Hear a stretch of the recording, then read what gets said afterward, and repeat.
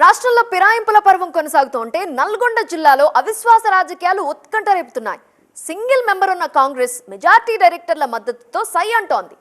అవిశ్వాస తీర్మానం నెగ్గేలా ఉన్నా దిగేదే లేదంటున్నారు బీఆర్ఎస్ డీసీసీబీ చైర్మన్. 7 నెలల పదవీ కాలమే ఉన్నా ఆ కుర్చీలో తన అనుచరుని కూర్చోబెట్టాలని పంతం పట్టారు కోమటిరెడ్డి బ్రదర్. ఎలా ఉండబోతోంది క్లైమాక్స్? ఇక చాలు దిగిపోండి. గొంగడిపై అవిశ్వాసం, డీసీసీబీపై కాంగ్రెస్ కన్ను. రాష్ట్రంలో అధికారంలోకి వచ్చాక ముఖ్య పదవులను హస్తగతం చేసుకునే ప్రయత్నాల్లో ఉంది కాంగ్రెస్ పార్టీ.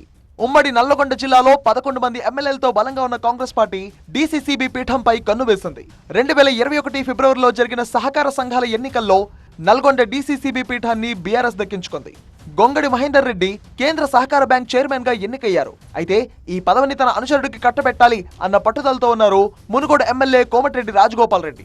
దీంతో చైర్మన్ మహేందర్ రెడ్డిపై అవిశ్వాస తీర్మానానికి ఈ నెల 10వ తేదీన 14 మంది డైరెక్టర్లు నోటీసులు ఇచ్చారు.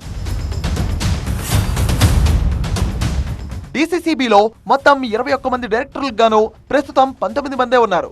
రిజర్వేషన్ల సభ్యులు లేకపోవడంతో మరో 2ని నామినేట్ చేయలేదు. ప్రస్తుతం ఉన్న 19 మంది డైరెక్టర్లలో 18 మంది బీఆర్ఎస్ పార్టీ వారే.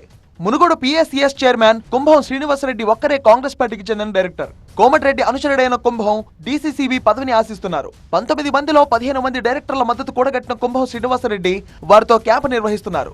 అవిశ్వాస తీర్మానంపై ఈ నెల 28వ తేదీన ఓటింగ్ కి అధికారులు ఏర్పాటు చేస్తున్నారు. 15 మంది డైరెక్టర్లు కుంభం శ్రీనివాసరెడ్డికి మద్దతిస్తుంటే కేవలం 3 డైరెక్టర్లే డీసీసీబీ చైర్మన్ గొంగడి మహేందర్ రెడ్డికి అండగా నిలబడ్డారు. అవిశ్వాస తీర్మానంలో నెగ్గే బలం లేకపోయినా పట్టు వీడలేదు గొంగడి. చివరి నిమిషంలో 2-3 డైరెక్టర్లు తనకే మద్దతిస్తారనే ధీమాతో ఉన్నారట డీసీసీబీ చైర్మన్. గొంగడి మహేందర్ రెడ్డిని చైర్మన్ పీఠం నుంచే కాకుండా ఏకంగా డైరెక్టర్ పదవి నుంచే దింపాలి అన్న వ్యూహంతో ఉందట కాంగ్రెస్ పార్టీ.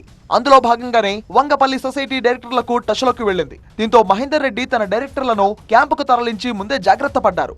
మరో డైరెక్టర్ పల్లా ప్రవీణ్ రెడ్డిని దేవరకొండ సొసైటీ చైర్మన్ పదవి నుంచి దింపేందుకు పెట్టిన అవిశ్వాస తీర్మానం వీగిపోవడంతో అక్కడ కాంగ్రెస్ ప్లాన్ వర్కౌట్ కాలేదు. మెజారిటీ డైరెక్టర్లు కుంభం వైపే ఉన్నా అనుకోని ఇబ్బందులు ఏమన్నా ఎదురవుతాయేమో అని కాంగ్రెస్ పార్టీ టెన్షన్ పడుతోంది. వచ్చే ఏడాది ఫిబ్రవరి నాటికి డీసీసీబీ పదవీకాలం ముగియనుంది. కొత్తగా ఏర్పడే పాలకవర్గం పదవీకాలం 7 నెలలే ఉంటుంది. అయినా డీసీసీబీ పీఠం దక్కించుకోవాలి అన్న పట్టుదలతో ఉన్నారు కోమటిరెడ్డి బ్రదర్.